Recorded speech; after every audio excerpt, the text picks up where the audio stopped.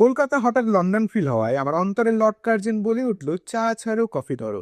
তাই আমার মানিব্যাগে ছেঁড়া 10 টাকা থাকা সত্ত্বেও ক্রেডিট কার্ডের মায়ায় আসক্ত হয়ে আমি চলে গেলাম স্টারবাক্সের মধ্যে। ঢুকেই দেখি সে কি ব্যাপার, আমি তো অবাক। Hi sir, welcome to Starbucks. তারপর আমি মেনু কার্ড দিয়ে কিছু বুঝতে না পারায় জিজ্ঞেস করে ফেললাম, আচ্ছা ল্যাটেটা কি গো?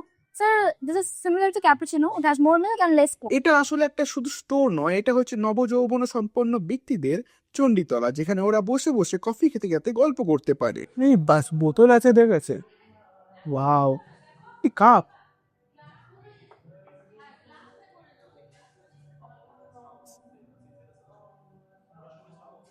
বাবা, আজকাল স্টারবাক্স বই লিখছে, ভালো, ফাঁকা টাইমে সব পড়া যেতে পারে, টাইমটা ভালোই পাশে ওঠাবে। এখনকার যে ফোন ইউজ হয়। হঠাৎ ঘুরতে ঘুরতে দেখলাম ওরা কফির মধ্যে সাদা আইসক্রিম দিয়ে তার উপর দিচ্ছে সোনার গুঁড়ো, তাই জন্য এদের কফি খেতে ভালো এবং এক্সপেন্সিভ হয়। এরপর এরা আমার খাবারটা টেবিলে দিয়ে গেল। আবার এত সুন্দর দেখতে কফিটা, খেয়ে দেখি তো।